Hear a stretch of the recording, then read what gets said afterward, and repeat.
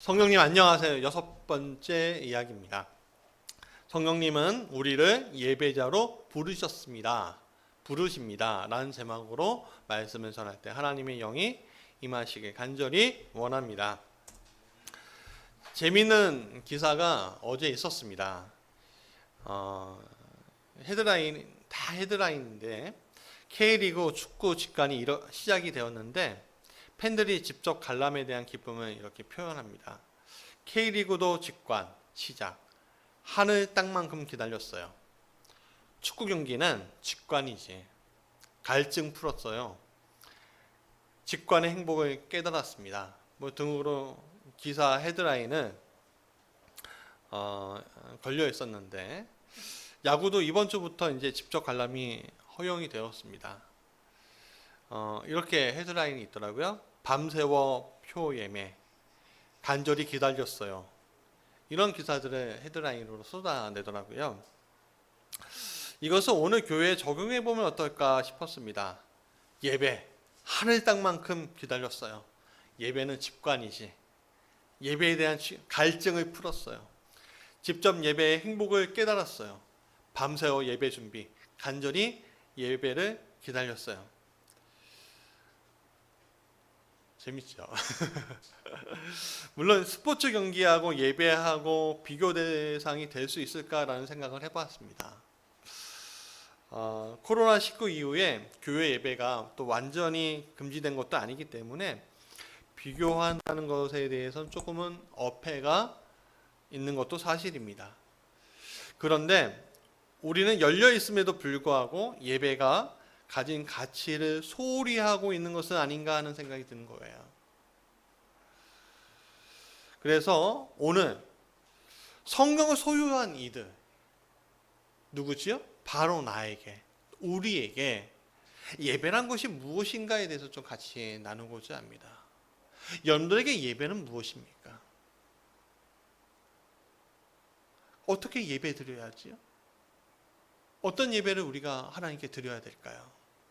어떻게 예배에 그냥 참여자가 아니라, 보는 자가 아니라, 관람하는 자가 아니라 직접 소통하는 그런 자리를 가질 수 있을까요? 이것에 대해서 좀 같이 나누려고 하는데 첫 번째 같이 읽어봅시다. 시작. 하나님은 영이시다. 오늘 본문은 요한복음 4장 24절 하나님은 영이시다 라고 말씀하고 있습니다. 밑에 빨간 글씨에 뭐라고 되냐면 헬라어 원어인데 퓨뉴마 호 테오스, 퓨뉴마 호 테오스라고 적혀져 있는 겁니다.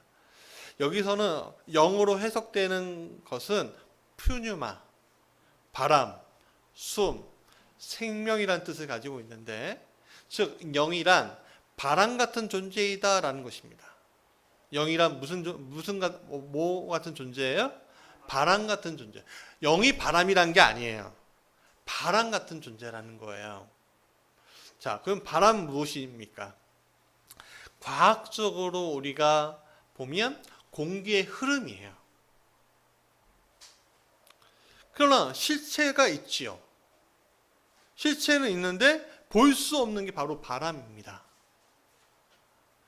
영도 그렇다는 겁니다. 실체가 있는데 볼 수 없는 존재다. 푸니마 호테오스는 하나님은 바람과 같은 존재이다. 실체가 있으시나 우리가 볼 수 없는 존재이다. 라고 이야기하고 있는 겁니다.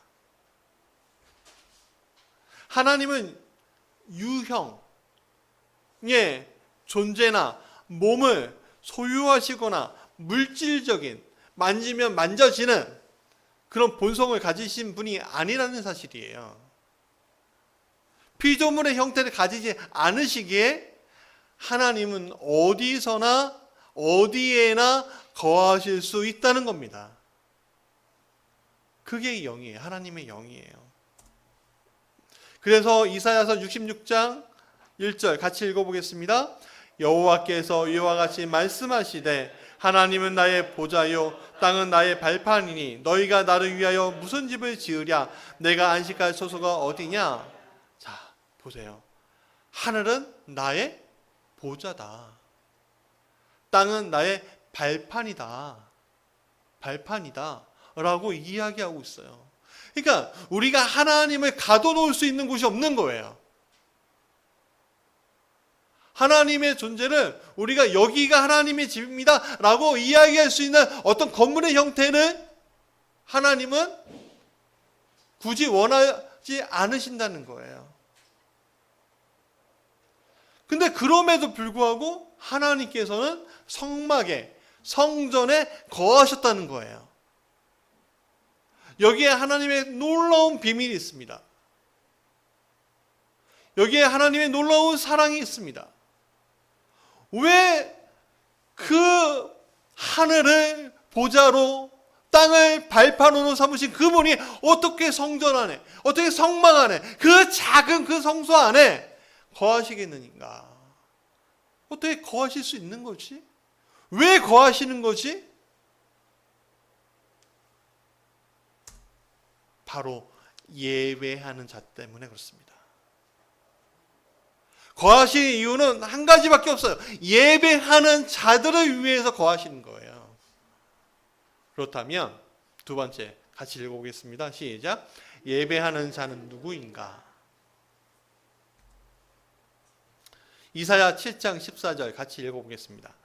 그러므로 주께서 친히 징조를 너희에게 주실 것이라. 보라, 처녀가 잉태하여 아들을 낳을 것이요 그의 이름을 임마누엘이라 하리라. 그의 이름이 뭐라고요? 임마누엘. 뜻이 뭡니까? 하나님이 우리와 같이 계십니다 라는 뜻이에요. 누구와 같이 계신다고요? 우리와. 누구와? 우리와. 여기에서 우리는 단수의 복수예요. 복수예요, 복수.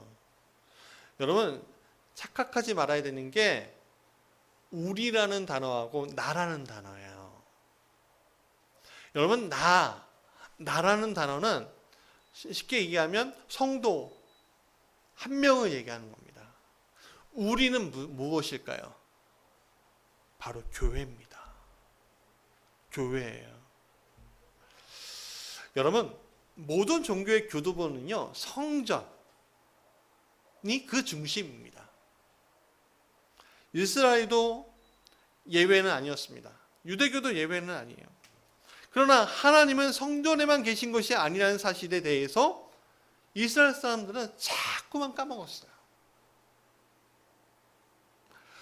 성전은 예배하기 위한, 예배자들을 위한 장소라는 것을 까먹고 성전에 하나님이 계신다, 성전에 하나님이 갇혀 계신다는 생각을 가지고 하나님께 예배 드리려고 자꾸만 성전으로 갔어요.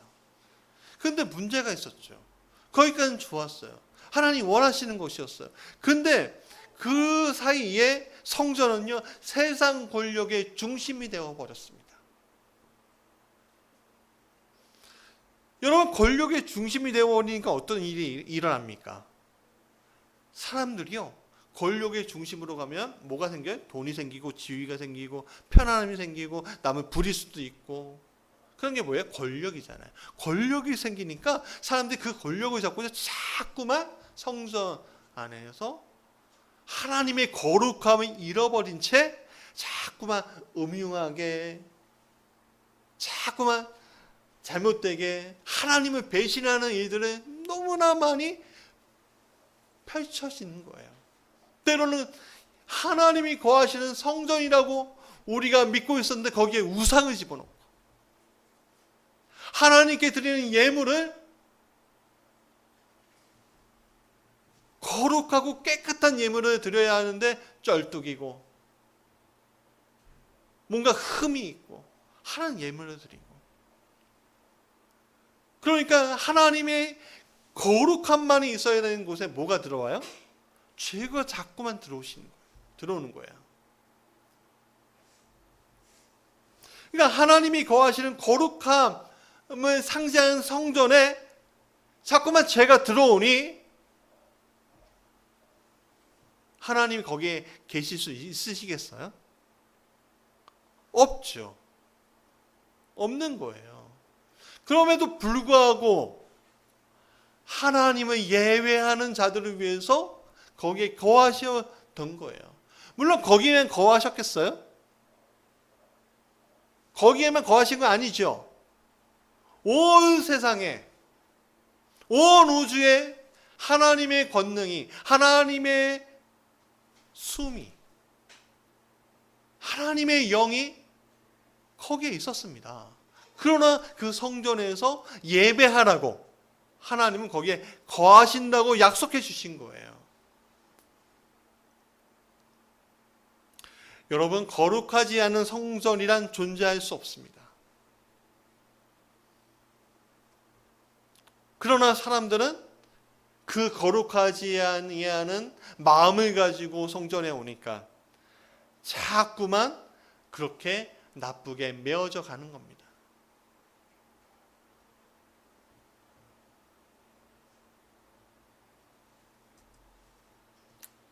이사야서 66장 1절, 나의 보좌요, 하늘은 나의 보좌요, 땅은 나의 발판이다.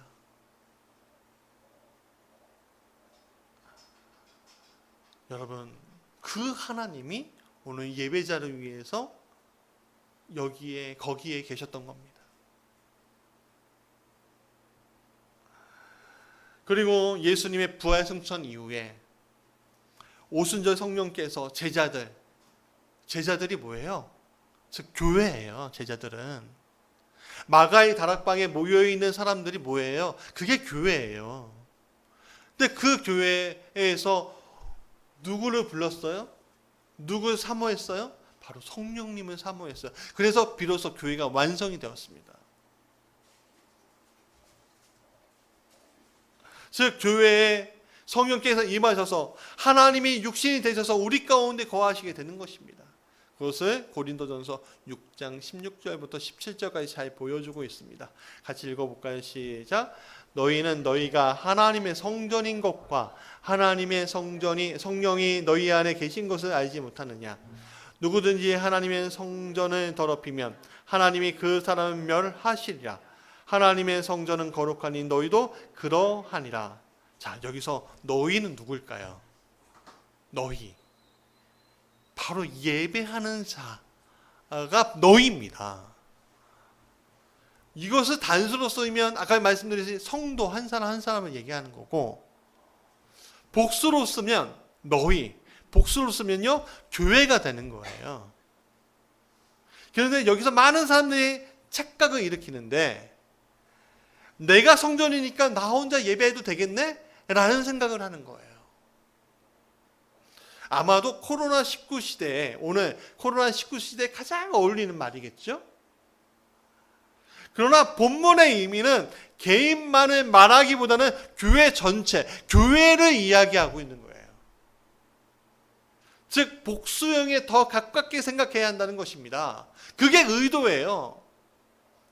이것은 오늘 예배소서 2장 21절의 말씀을 잘 나타나고 있는데 같이 읽어볼까요? 시작.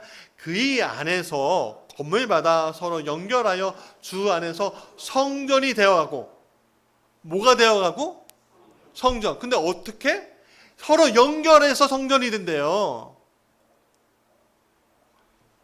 그러니까 교회란 뭐예요? 성도와 성도가 이어져 가는 것을, 이어져 있는 것을 말하는 거예요. 그게 성전이라고 오늘 성경은 이야기하고 있는 거예요. 여러분, 건물 구석만 있어도 성전입니다. 그러나 아름다운 성전이 되려면요, 성전과 성전 기둥과 성전 기둥이 만나서 아치를 이루고요, 그 안에 아름다운 그림도 그리고요, 거기에 예배의 어떤 장소도 만들고요, 그래야지 아름다운 예배당이 되는 거예요. 성전이 되지 않겠습니까? 여러분, 마태복음 18장 20절에 뭐라고 되어 있습니까? 두세 사람이 내 이름으로 모인 곳에는 나도 그들 중에 있느니라 라고 얘기해요. 자, 보세요. 교회가 누구 한 명이에요? 교회가 한 명이 모인 곳에 나도 그들 중에 있느니라고 얘기하신 거예요? 아니죠. 공동체, 그들 가운데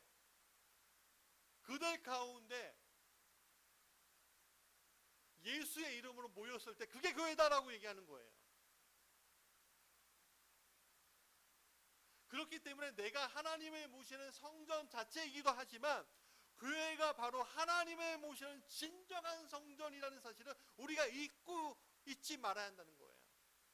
근데 우리는 자꾸만 있지요. 왜 있습니까? 수많은 이유들이 있겠죠. 수많은 변명거리가 있습니다. 이해도 됩니다. 고린도후서 6장 16절 같이 읽어보겠습니다. 하나님의 성전과 우상이 어찌 일치가 되리요? 우리는 살아계신 하나님의 성전이라.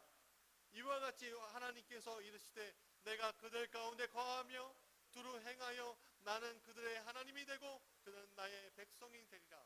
여러분, 하나님의 성전과 우상이 어찌 일치가 되리요라고 얘기했습니다. 여러분, 나만을 바라보는 내 자신이 교회다라는 생각을 가지고 있는 게 뭡니까? 바로 우상인 거예요. 하나님이 거하시지 않으면서 교회를 오히려 거부하는 그것이 뭐예요? 우상인 거예요. 그러니까 일치가 안 되는 거예요. 그 일치가 안 되니까 뭐가 들어오지 않았어요? 뭐가 임하시지 않아요? 성령께서 오시지 않아요. 오늘 우리가 예배 드리는 그 장소가, 그 자리가 성령과 함께하는 자리가 되어야 되지 않겠습니까? 우리 예배의 목적은 우리가, 교회가 하나님의 살아계신 성전이기 때문입니다. 그래서 거기에서 예배 드리려고 우리가 예배를 드리는 겁니다. 여러분, 성전에서 가장 귀하게, 아름답게, 가장 중요하게 여기는 일이 무엇입니까? 헌신하는 겁니까? 찬양하는 겁니까? 아니면 누구를 착한 일로 도와주는 겁니까? 마음을 그냥 편안하게 해주는 겁니까? 아닙니다.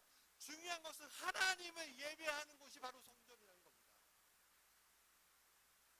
누구를 예배하는 거예요? 하나님을 예배하는 거예요. 그게 오늘 성전의 의미라는 거예요. 놀랍도록 이 의미를 우리는 놓치고 있는 겁니다. 나 혼자 예배 드릴 수 있는 거죠, 사실은. 왜? 어쩔 수 없다. 나는 말 한마디 하면 되지 않습니까? 근데 그 어쩔 수 없는 게 계속되면 문제가 있다는 거예요. 예전에 터키를 간 적이 있습니다. 성경의 유적지를 찾아가는 건데 터키란 땅이요, 굉장히 넓어요. 몇 시간 달려서 하나 보고요, 또 몇 시간 달려서 또 하나 봐요.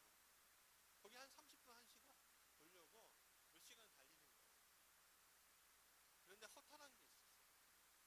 정작 보고 싶은 것들은 다 허물어져 있었던 거예요. 그냥 흔적만 있는 거예요. 여러분, 왜 허물어져 있었을까요? 전쟁, 기근 때문에 사람들이 떠나서? 맞습니다. 그러나 근본적인 이유가 있어요. 뭡니까? 바로 예배하지 않아서요. 교회가 무너지는 가장 첫 번째, 사단이 좋아하는 가장 첫 번째가 뭔지 아십니까? 교회가 예배 드리지 않는 거예요. 물론 우리가 사정이 생길 수 있죠. 그러나 그것이 계속되면 뭡니까? 사단의 덫에 걸리는 거예요.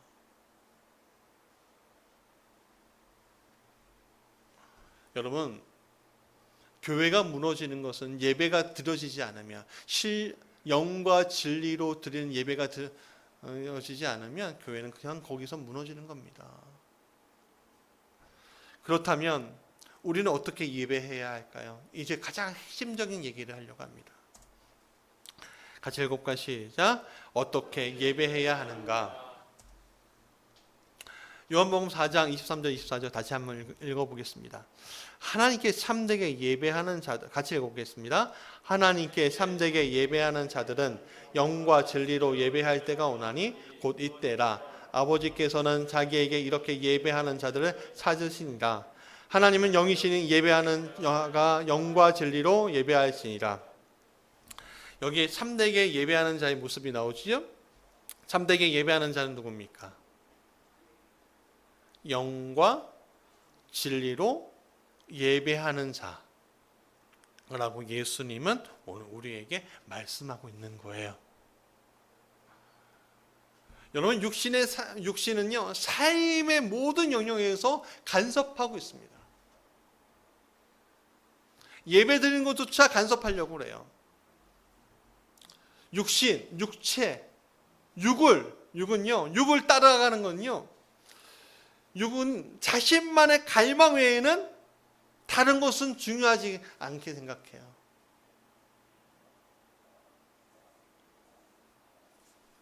보암직하고 먹음직한 그 욕망만을 바라보게 돼요.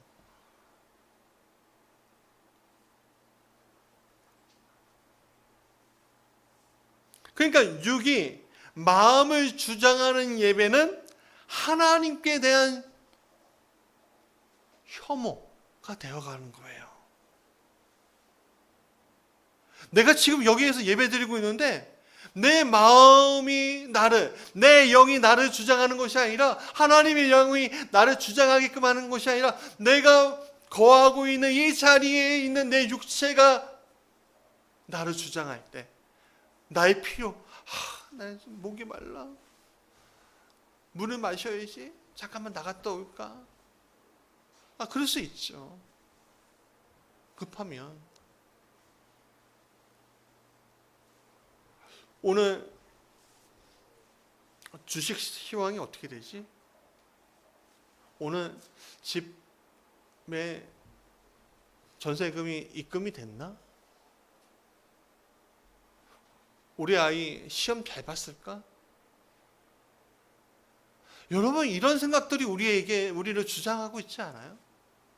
아니면 이 예배 가운데 여기 목사님이 또 똑같은 얘기 하는 거 아니야? 오늘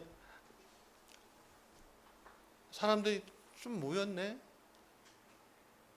이런 판단하는 것도 다 육이 예배를 지배하는 거예요. 여러분, 예배를 누가 지배하셔야 돼요? 하나님이 지배해야 되는데 우리의 육이 그것을 허락해 주는 거예요. 여러분, 진지하고 정직하게 드리는 예배라고 해서 모두 성령으로 드리는 예배가 아닙니다. 어떤 사람은 예배에서는 매우 진지하고 정직할 수 있지만 문제 속에서는 여전히 성령의 인도에 자신을 맡기지 못하는 경우도 얼마나 많은지 몰라요. 이런 사람이 드리는 예배는 영이 드리는 예배가 아니라 육이 드리는 예배인 거예요. 심지어 하나님의 말씀의 글자 하나하나에 이르기까지 충실할 때도 성령이 마음을 주장하시고 이끄시는 영으로 드리는 예배가 되지 못하는 경우가 얼마나 많이 있습니까? 올바른 예배에 대해서 사도 바울은요, 육체를 신뢰하지 아니하는 것이어야 한다고 빌립보서 3장 3절에 말씀하고 있습니다. 육체를 신뢰하지 않고 누구를 자랑해야 돼요? 그리스도 예수, 하나님의 성령으로 봉사하며 누구를 자랑해요? 그리스도 예수를 자랑하는 것. 그게 바로 그리스도인, 예배하는 자라는 거예요. 그러면 받으실 만한 예배가 되기 위해서 육체는 어떻게 해야 됩니까? 내 육은 어떻게 해야 돼요? 죽여야죠. 완전히 죽여야죠. 여러분, 죽이라고 해서 내 몸에 무슨 채찍질을 하고 몸을 긋거나 그러라는 것이 아니에요. 옛날 로마 카톨릭에서 한참 타락할 때 고행을 통해서 죄를 물리칠 수 있다고 잘못하게 생각을 했었어요. 여러분, 아무리 치고 아무리 발버둥 쳐도요, 내 마음속에 있는 거짓된 것들은요, 절대 버릴 수가 없습니다. 더 생각나게 하는 겁니다. 돈에 대한 거요, 이성에 대한 거요, 권력에 대한 거요, 버리고 싶어하고 아무리 굴에 들어가고 버린다고 해보십시오. 되나요? 여러분, 불교에서 그것을 벗어버리는 자가 바로 깨닫는 자라고 얘기해요.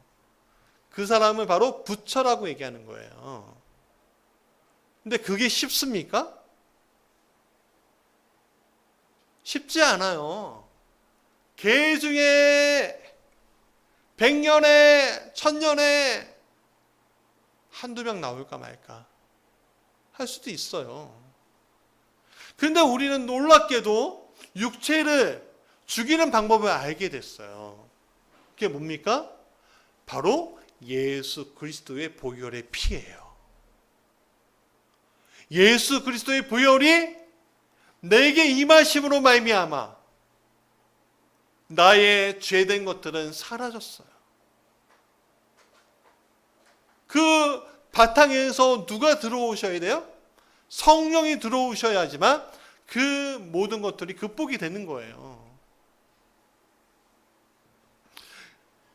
그러나 우리는 육체가 가지고 있는 욕망, 욕심으로부터 벗어나고 싶지만 엄청난 커다란 덫이 사단은 놓고 있어요. 사단은 오늘 우리가 성령 충만으로 예배드리는 것을 원치 않습니다. 그냥 여러 가지 덫을 놓는데 그 덫의 이름이 뭔지 아십니까? 바로 상황이에요. 상황이라는 덫이에요. 상황이라는 것은요, 우리의 입술 가운데 뭘 내뱉게요? 어쩔 수 없었어요를 내뱉게요. 어쩔 수 없었어요. 당신이라면 어떻게 했을 것 같아요? 나는 어쩔 수 없었어요. 아담과 하와가 죄를 범하였을 때도 사탄은요, 상황이란 덫을 펼쳤었습니다. 하와에게 죽음은 내가 죽으면 어떻게 하지라는 불안감을 심어줬어요. 아담에게는 하와가 주는 열매를 먹지 않으면 그녀가 나를 떠날지도 모른다는 사랑이라는 상황을 주어졌어요. 모세가 시내산에서 십계명 받고자 40일 동안 내려오지 않을 때 사탄은요, 이스라엘 사람들에게 불안이라는 상황을 던져주었어요. 그 불안은 결국 황금 송아지를 만들게 만들었죠. 아나니아와 삽비라는 인정이라는 인정이라는 상황으로 망했습니다. 사탄은 그들에게 세상과 교회에서 똑같이 인정받아야지, 똑같이 인정받고 잘 살아야지 하는 유혹을 했습니다. 돈이 없으면 나중에 어떻게 살아갈 거야? 불안을 심어줬습니다. 그래서 그들은 교회 공동체의 인정을 받고자 전액을 헌금했다고 거짓말을 했고 결국에는 망한 거예요. 오늘 우리도 상황이라는 덫으로 놓고, 이 상황이라는 덫을 놓고 사단은 몰고 가서 예배를 육으로 드리게끔 만듭니다. 그리고 우리의 예배를 망하게 만들려고 합니다. 예배자의 자리에 서지 못하게 만들려고 하는 것입니다. 사랑하는 여러분, 그것을 우리가 인식해야 한다는 겁니다. 그래서 우리에게 성령 하나님이 필요한 거예요. 성령은 우리가 육으로 예배하지 않도록 인도해 주시기 때문입니다. 우리의 육이 끼어들지 않도록 우리는 완전하게 자기 부인을 통해서, 자기 포기를 통해서 하나님이 내 육의 모든 문제를 보혈로, 그리스도의 보혈로 속죄해 주셨다는 그 믿음의 바탕으로 인해서 바탕 안에서 성령이 내 안에 들어오시면, 성령님 나를 완전히 주장하시게 만들면 오늘 우리는 하나님을 볼 수 있게 되는 것입니다. 오늘까지 여러분들이 올 수 있었던 이유가 뭘까요? 여러분들이 잘해서요? 여러분들이 잘나서요? 잘나실 수 있죠. 잘하실 수 있습니다. 인정합니다. 여러분들은 저보다 더 잘나고 더 아름답고 더 좋은 신앙을 가지고 계신 분들입니다. 그러나 아무리 그래도 그리스도의 완전한 사역 앞에서는 우리는 무릎을 꿇어야 합니다. 그리스도의 사역에 완전히 의지해서 거룩을 회복해야 한다는 거예요. 성전은 거룩해야 합니다. 내 안의 성전은 거룩해야 합니다. 교회는 거룩해야 합니다. 왜? 예배 드리는 곳이기 때문에. 거룩하지 않으면 우리는 예배 드릴 수 없게 되는 것입니다. 그래서 기도하고 감사하고 예배, 그 밖에 우리가 해야 할 모든 일에서 성령과 그분의 사역에 우리 자신을 온전히 맡겨야 한다는 거지. 나를 주장하는 모든 것을 포기하고 성령님께 모든 것을 의탁하는 것, 그것이 바로 영과 진리로 예배하는 거예요. 뭐예요? 뭐라고요? 나를 주장하는 모든 것을 포기하고 성령님께 모든 것을 의지하는 것, 그것이 바로 영과 진리로 예배하는 거예요. 그것은 혼자 할 수 있는 것이 아닙니다. 혼자 할 수 있다면 교회를 세우지 않으셨을 거예요. 여러분, 혼자라는 단어에는 좋다라는 말이 없습니다. 왜냐하면 하나님은 사람을 홀로 이 세상에 보내신 것이 아니기 때문에 그래요. 하나님이 이 세상에 창조하실 때 일방적으로 만드셔서 아 좋네? 라고 하지 않으셨어요. 우리가 그림을 다 그리고 이야 내가 이렇게 그리면 참 좋다 그렇게 생각할 수 있죠. 그러나 하나님의 입장에서는 피조물들이 하나님 좋습니다 라고 응답해줬기 때문에 하나님은 좋다라고 하신 거예요. 창조한 피조물들도 하나님의 창조사에게 좋다, 응답, 그 예배하였기 때문에 맨 마지막에 뭐라고요? 심히 좋았다. 심히 참 좋았다.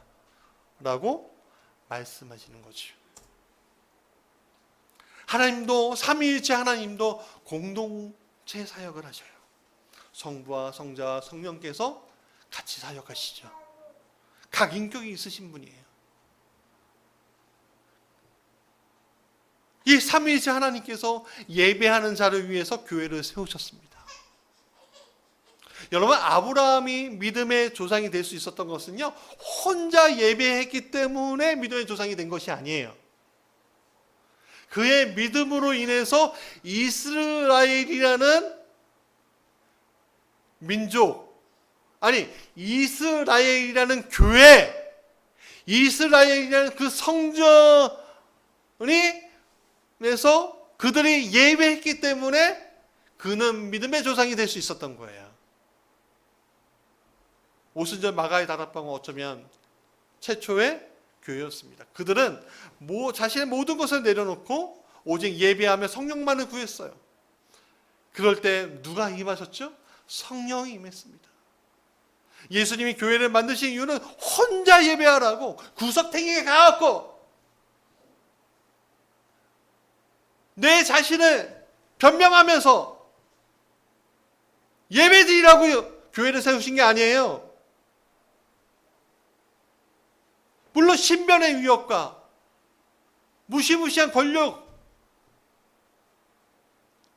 그런 것들 때문에 우리 숨어서 예배하는 이들은 있을 수 있습니다.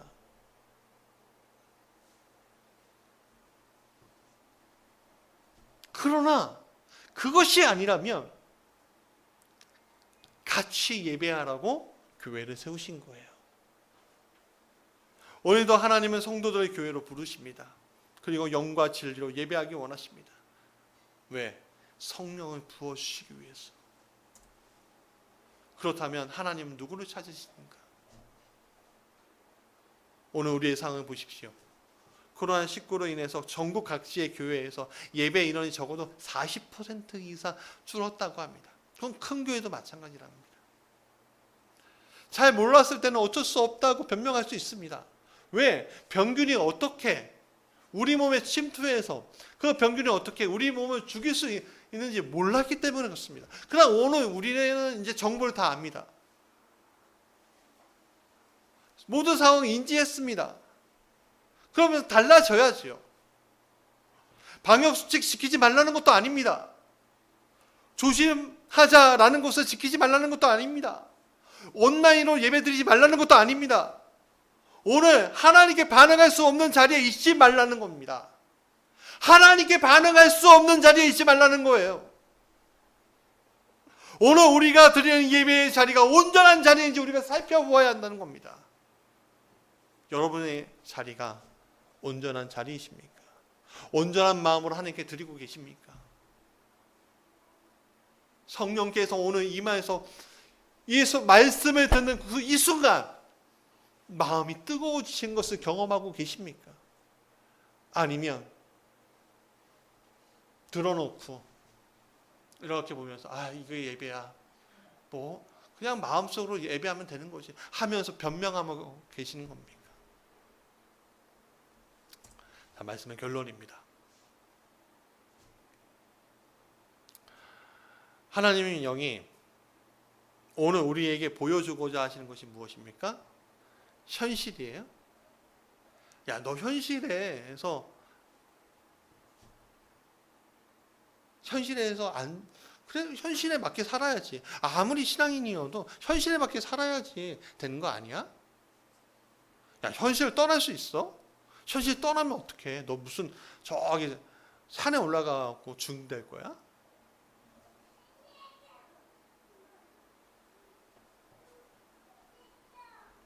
여러분, 교회가 왜 산에 안 들어가고 여기 있는지 아십니까?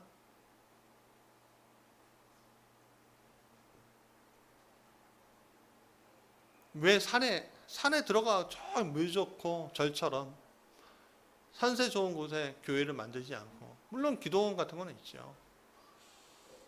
왜 여기에 세운지 아십니까? 현실을 부정하라는 얘기가 아닙니다. 현실에 부정하라는 얘기가 아니라 현실에 갇혀 살지 말라는 얘기입니다.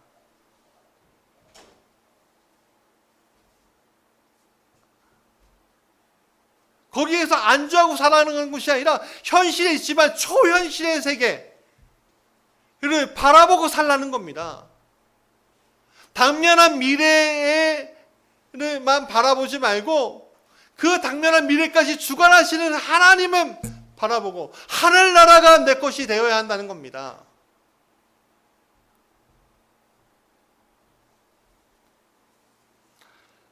여러분, 하나님을 믿는 것은 현실적인 것이 아닙니다. 그렇기 때문에 하나님을 모르는 사람들에게 우리는 비난당할 수 있습니다.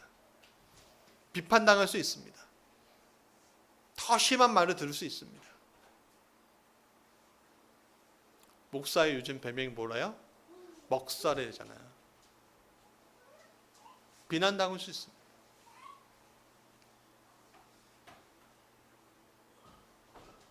그러나 그 비난 속에서도요, 저는 절대 하나님을 포기하지 않을 겁니다. 집사님, 피아노 좀.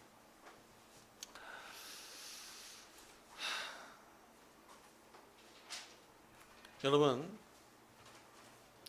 하나님이 주신 복을 얻는다는 것은 현실적인 것이 아닙니다.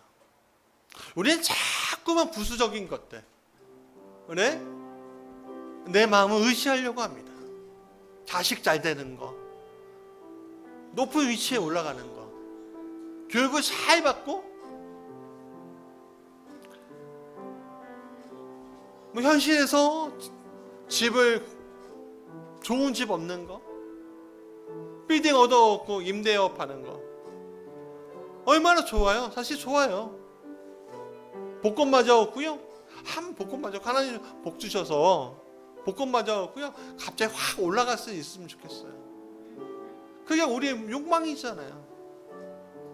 그런 거 여러분 그런 거 포기하라는 얘기가 아닙니다.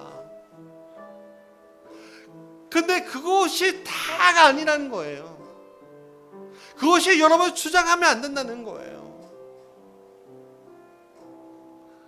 현실에서 큰 빌딩 소유하고 아파트 소유하는 것과는 완전히 다른 세계가 있다는 것을 우리가 알아야 합니다.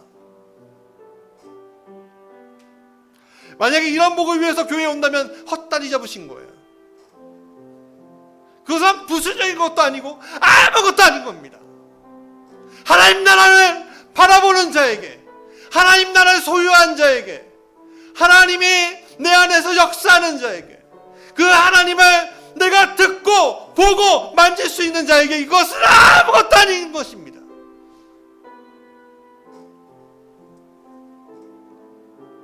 하나님은 이런 것에 초자하신 것이 아닙니다. 남들이 미쳤다고 생각할 만한 초현실의 세계에 우리를 초대한 것입니다. 이것은 현실에 눈 감고 살라는 이야기가 아닙니다. 하나님의 인도함을 받고 살라는 이야기입니다. 현실 너머에서 역사하여 오늘 이 순간에 복으로 응답해 주시는 그 하나님을 바라보라는 것입니다. 이 모든 것을 예비하는 자에게, 영과 진리로 예비하는 자에게 나오는 것입니다. 그러면 그때는 언제입니까? 바로 곧 이때라 하시는 겁니다. 전 내일도 아니고 1년 후도 아니고 이때다라는 겁니다. 사랑하는 여러분, 이때입니다. 이때입니다. 우리의 영혼과 진리로 예배할 때가 바로 이때입니다. 하나님이 예배하는 자를 찾으시는 때가 바로 이때입니다. 성령이 임할 때가 오늘 이 순간입니다. 여러분, 오늘 이 순간에 우리 성령 하나님을 구합시다. 모두 일어나시겠습니다.